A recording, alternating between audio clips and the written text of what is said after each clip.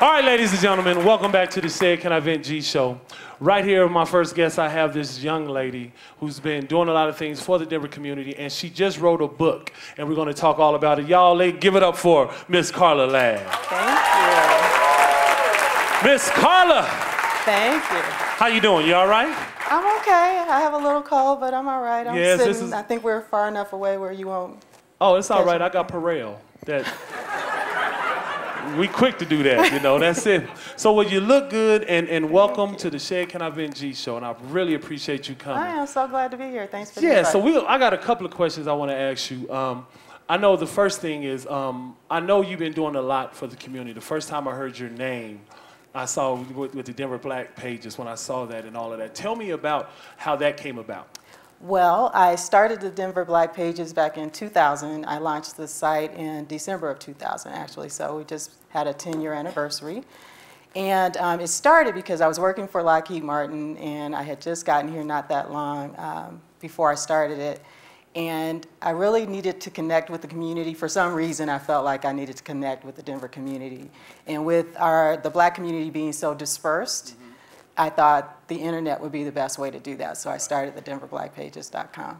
Right, and it's been going strong. It has been for a long. I was just at a seminar that you had. Tell me about the seminar. At the Mountain Region Black Economic Summit is where you were. Yes. Yeah. What was the? Is there an acronym? Because that's long. That's why I can't. MRBES, Mr. B's. Yeah, and that was last June. We are taking a hiatus from that this year, but it's an economic development summit for African American business owners. Right, and I was there, and it was I mean, I learned some things, you know what I mean?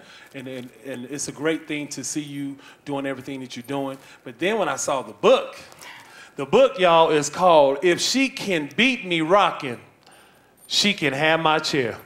Now, if she can beat me rocking, she can have my chair. Now, tell me, like explain to me about this book.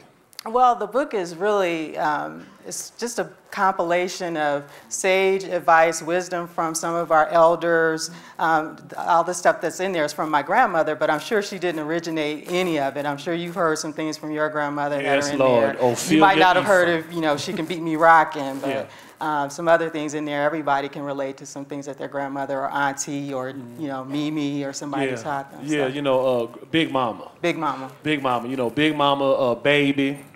Baby like 104 years old, but we call her baby, praise God. You know? Baby.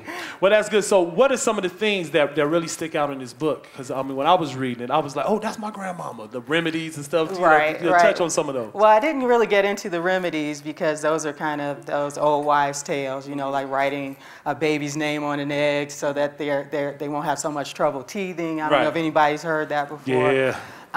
But one of the things that stuck out for me was just how she would always make us, you know how some parents let their kids stay in the room while they're talking, and she would always tell us to stay out of grown folks' business. And so we couldn't just sit there and then interject. You know, I would try to sit and be quiet and listen and get some good gossip, but when she noticed me or if I happened to laugh or something, she'd make me get up and leave the room. So, you want to stay out of grown folks' business. Yeah, you already know. My grandma, she was like that too. When I read this, and I was looking at a lot of stuff in the book, and some of the stuff is like my grandmother. You know what I mean? But the main thing is it's about life lessons. It is. You know what I mean? So it's like sometimes we learn things from our elders, and that's one thing that we don't, some of the youth now, they don't respect the elders. Now, in your words, or what do you think that we're lacking in today's society?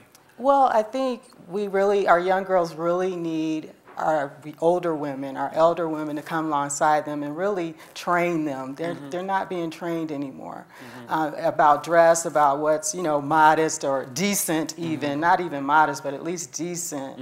As I sit here with my go-go boots. No, but those sharp though. There's a difference for being classy and tacky. You know what I'm talking about? That's classy there. At least you got something on up under them. You know what I mean? Yeah. Some people don't have nothing. You be like, what you doing? It's 20 degrees, but you showing all this skin. Your thighs gonna catch cold. Exactly. Right. So yeah, that was one of the things that was her, save something for the imagination was her thing. So she didn't allow us to just walk out of the house and just anything we wanted to. Yes. So if we wanted to get the book, if somebody wanted to get the book, how would they do it? Is there a website or? It's on Amazon.com or my website, carlaladd.com. And then that way, if you want it signed, I can sign it. Yes. Oh, as you send it to them signed. Signed on my website, not on Amazon. Though, yes, but on yours. Website. Yes. Yeah. Knock out the middleman. Go to hers. Exactly. And that's carlaladd.com. Yes, sir. So what can we expect from you from the future? I mean, we always see each other at a lot of these business functions where they be serving chicken. You know what I mean? That's all they be serving is chicken. I'll be asking you for the hot sauce. Did we serve chicken last time? Yes. Well, you know. But you had roasted potatoes, though. They was good. It was good chicken. Yes, it was.